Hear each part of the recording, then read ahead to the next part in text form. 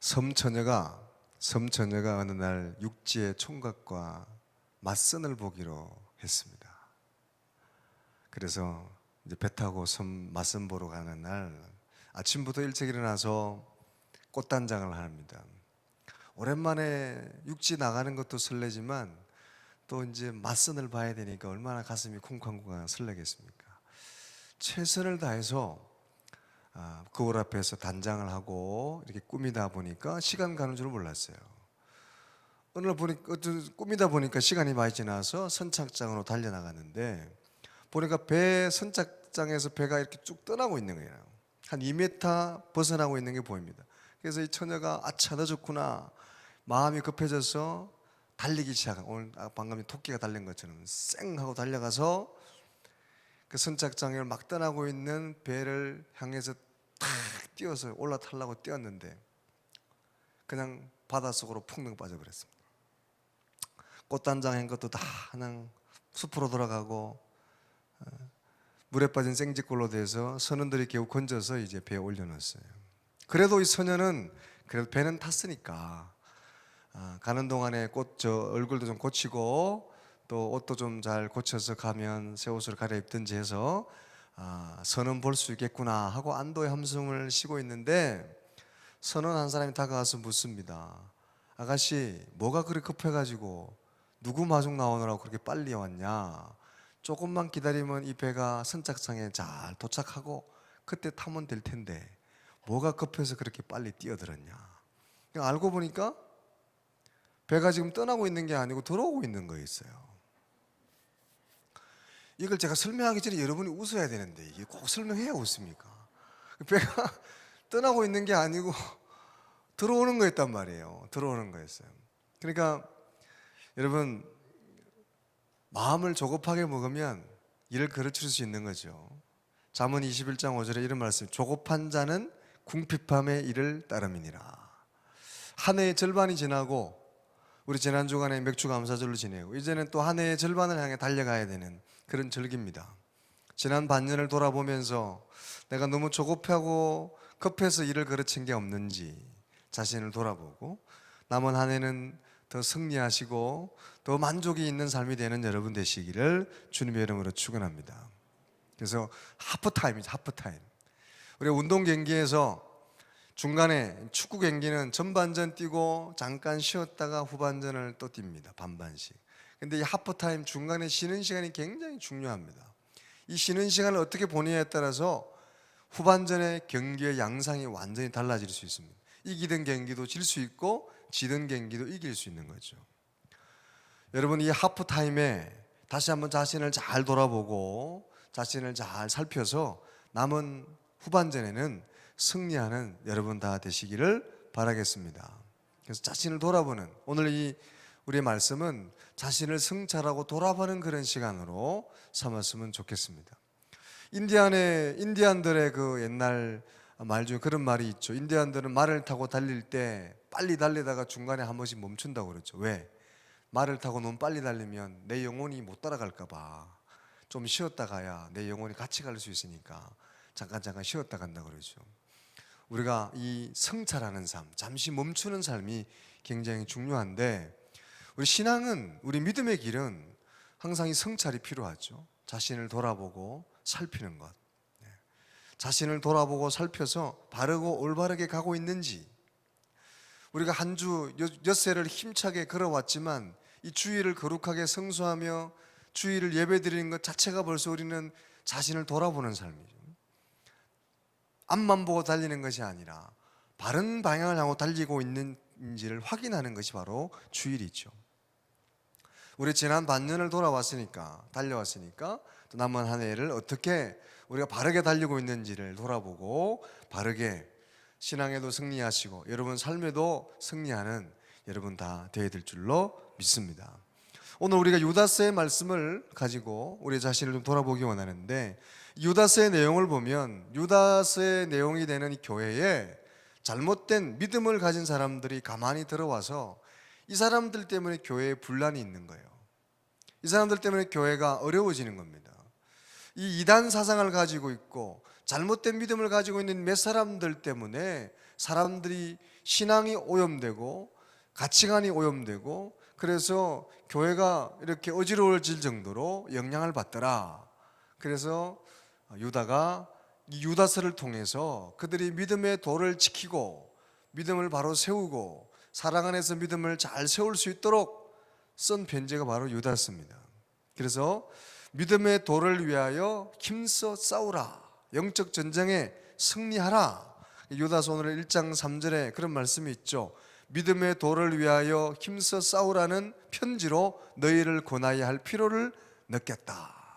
가만히 보니까 이 편지가 꼭 필요할 것 같아서, 믿음의 전쟁, 영적 전쟁에서 유의해야 될 상황이 필요할 것 같아서 이 편지를 쓰게 됐다는 거죠. 잘못된 믿음, 잘못된 교리, 잘못된 사람들을 통해서 믿음이 오염되고 있고 신앙의 길에 어려움을 당하고 있는 걸 보고 꼭 필요할 이 편지를 썼다.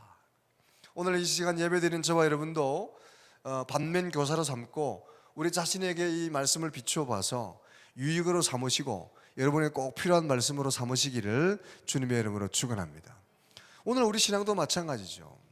잘못된 믿음, 잘못된 가치관 이런 것들이 우리를 생각을 어지럽히거나 교회를 어지럽히거나 하는 일들이 들어 있습니다. 이단의 사상, 이단의 교리를 가진 사람들의 모습들 가만히 들어와서 어지럽히는 일들이 여러 가지 모습들을 보여지게 되고 여러 교회들에 있어지는 일들을 보게 되죠. 개인도 그렇고 교회도 그렇고 오늘 예배드린 여러분에게 유익이 되는 귀한 말씀이 될 줄로 믿습니다. 17절에 보면 이런 말씀이 있어요. 16절에 보면 이 사람들은 원망하는 자며 불만을 토하는 자며 그 정욕대로 행하는 자라. 그 입으로 자랑하는 말을 하며 이익을 위하여 아첨하느니라. 이 지금 교회에 들어와서 어지럽히는 몇 사람들, 이 이단 사상을 가지고 잘못된 교리를 가진 사람들의 특징이 뭐냐? 이 사람들을 가만 보니까 원망하는 자고 불만을 토하는 자고 정욕대로 행하는 자고 자랑하는 말을 하고 자기 이익을 위해서 아첨하는 자라 이렇게 표현합니다. 이 교회를 어지럽히고 이단 사상, 거짓 가르침을 가진 사람들의 이 사람들의 특징이 뭐냐? 원망과 불평이 많다. 원망. 은혜가 없으니까 원망이 많을 수밖에 없죠. 출애굽에서 가나안 땅으로 향하던 이스라엘 백성들의 특징이 뭡니까? 원망이 많았고 불평이 많았잖아요. 그러면 오늘 이 시간 예배드린 저와 여러분은 지난 한 해를 돌아볼 때 여러분 입술의 고백에 원망이 불평이 많았습니까? 아니면 감사와 찬양과 찬미가 많았습니까? 자신 한번 돌아보세요. 나는 그래도 감사한다는 말을 많이 했고 살았어. 그렇게 자신할 수 있습니까? 할렐루야? 대답들 안 하시네. 옆 사람 쳐다보세요. 감사합니다. 사랑합니다. 고맙습니다. 원망하고 불평하는 사람, 이런 사람은 하나님과의 관계가 멀어져 있는 경우가 많은 거예요. 불평, 이단 사상에 가까운 거예요. 잘못된 가르침, 그 믿음은 교회는 다니지만 믿음과 멀어져 있을 가능성이 많다는 거예요. 반대로 믿음이 있는 사람은 참신앙의 사람들은 하나님의 은혜 안에 살기 때문에 모든 것이 하나님의 은혜이기 때문에 지난 날을 돌아보아도 지나온 세월이 하나님의 은혜이기 때문에 감사할 수밖에 없는 줄로 믿습니다. 지금까지 지내온 것이 주님의 크신 은혜니까.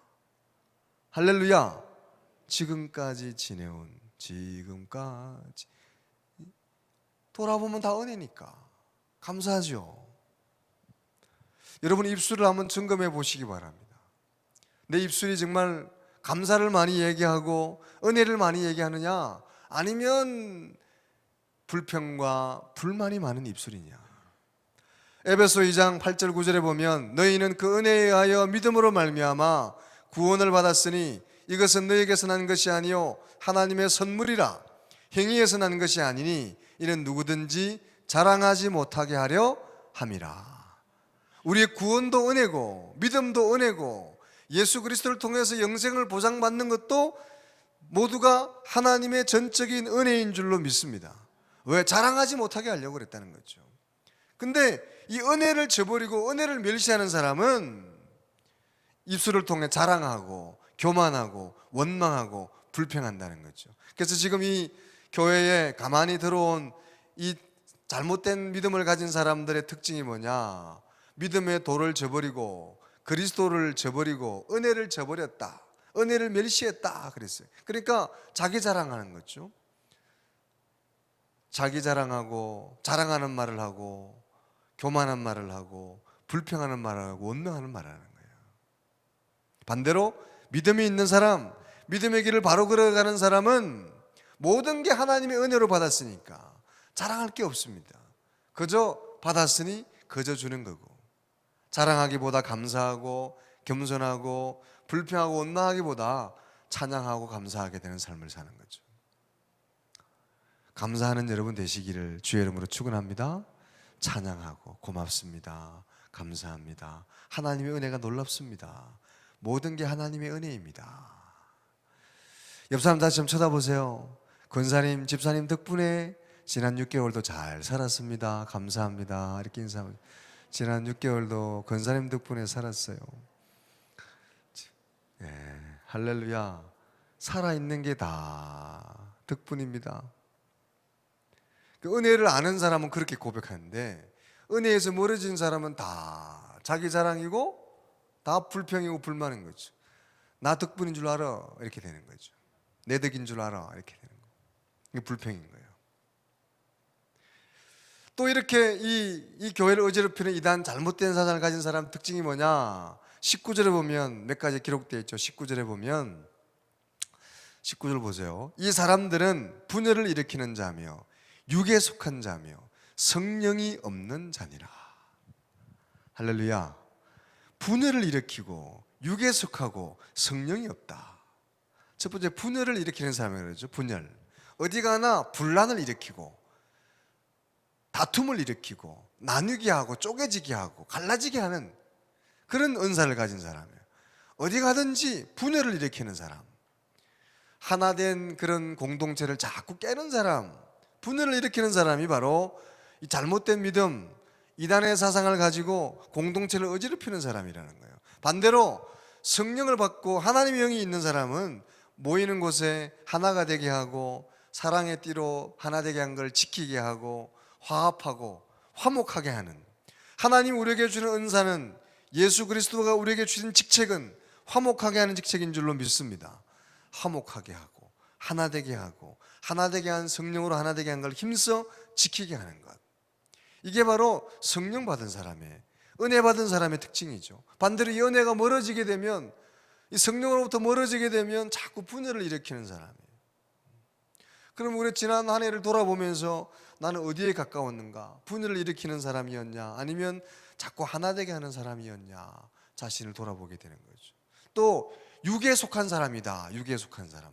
육에 속한 사람은 자기 육체 욕심에 끌려 사는 사람, 자기 욕심을 위해서 육체적인 자기 본능에 끌려서 사는 사람, 자기 욕망을 채우기 위해서 신앙생활하는 사람. 교회는 나오는데 교회 다니는 목적이 자기 육체적인 욕망, 자기 오감을 만족시키기 위해서 교회 다니는 거지 다른 이유가 없는 거죠. 육체 욕심이 앞서는 사람, 이런 사람. 반대로 참 믿음을 가진 사람은 우리 육체의 욕심이나 육체의 기분에 따라 그걸 만족하기 위해 다니는 것이 아니라 하나님을 기쁘시게 하기 위해 다니는 줄로 믿습니다. 나의 소원은 오직 주님의 기쁨이 되는, 주님의 영광을 위해 사는 거잖아요. 우리가 뭐 인간이니까 자기 기분도 따르긴 하지만, 그럼 우리 궁극적인 목적은 하나님의 기쁨을 위해서, 하나님의 영광을 위해서, 하나님이 기뻐하는 거라면 내 불편함과 내 아쉬움과 내 어려움을 기꺼이 견뎌내고 인내하고 이겨내는 사람이 참 믿음의 사람인 줄로 믿습니다. 그래서 사도행전에 보면 사도들이 뭐라고 고백합니까? 사도행전 5장 41절에 사도들은 그 이름을 위하여 능욕받는 일에 합당한 자로 여기심을 기뻐하면서 공회 앞을 떠나니라.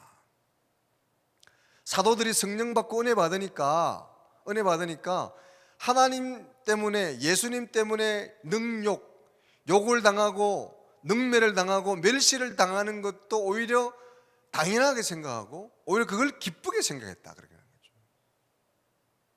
그러니까 교회 다니면서 그냥 편하려고 다니는 게 아니라 내 기분에 따라서 불평하고 원망하는 것이 아니라 좀 불편해도 하나님이 원하시면 참고 오히려 불편한 걸 감내하고 인내하고 그걸 오히려 자랑스럽게 생각하는 것이 참 믿음의 사람인데, 믿음이 없으면, 성령이 없으면 자기 기분에 안 맞으면 불평하는 거죠. 자기 기분을 위해서 교회 다니는 거죠.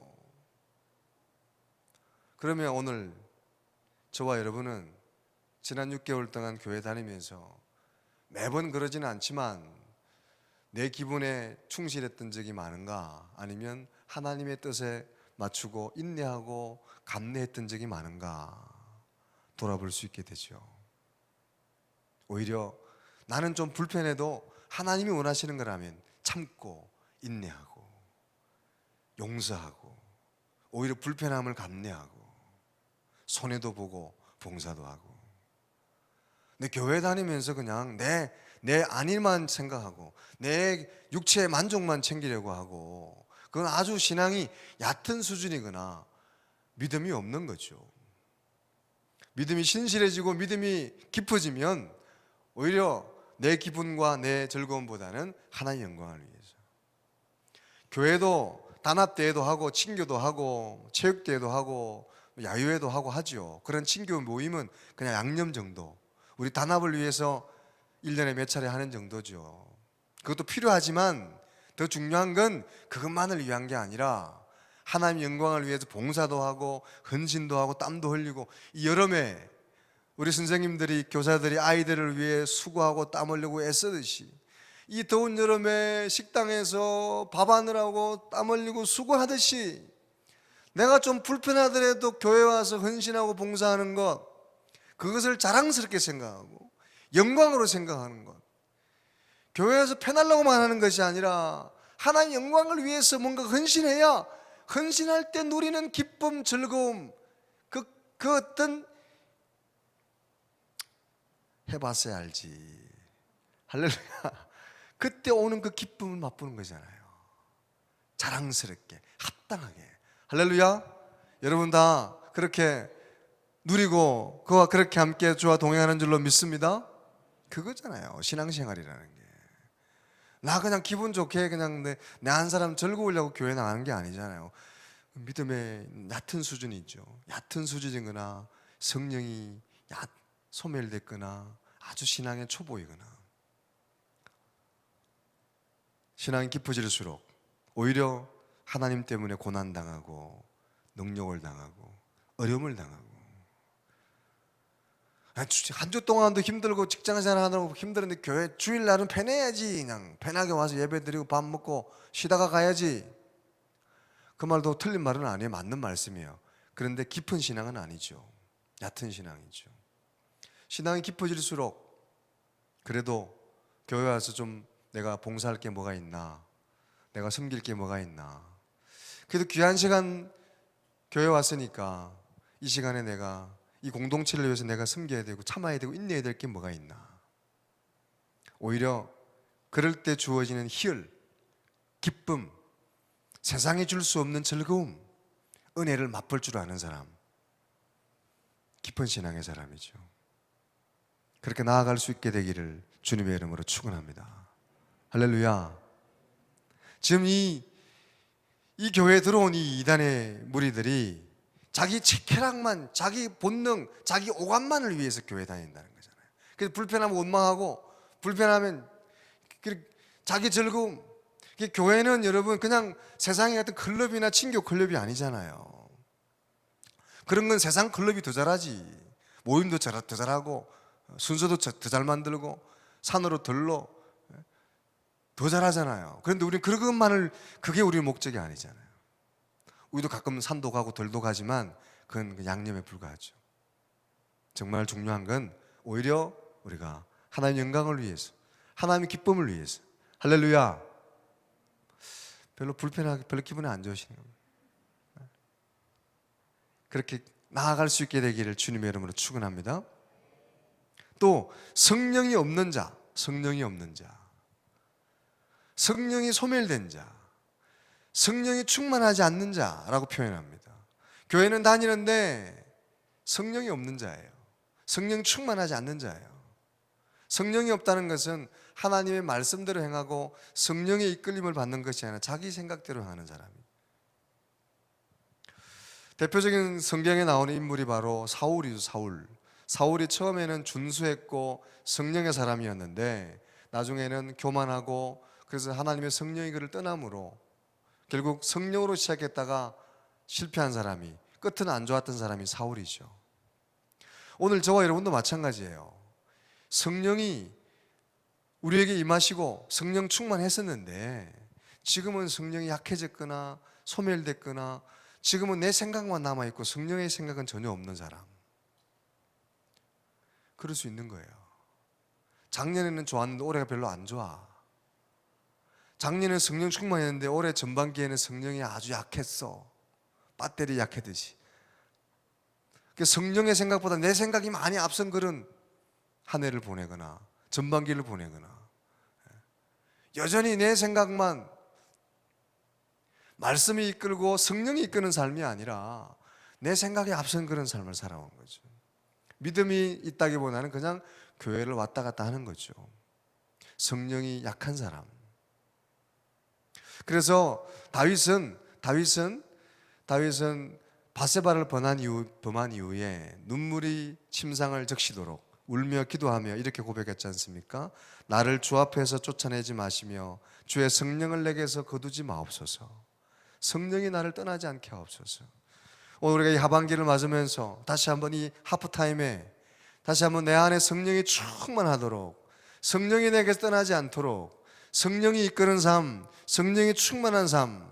하나님 신앙생활 하다 보니까 성령은 다 없고 내 생각만 남았습니다.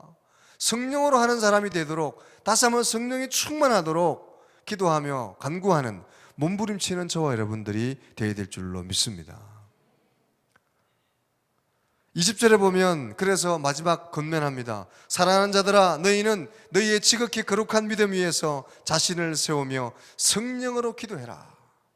거룩한 믿음 위에 자신을 세우기 위해서 성령으로 기도해라. 기도하되 봉사하되 헌신하되 성령으로 해야 된다. 성령의 이끄심 따라서 성령에 충만하도록.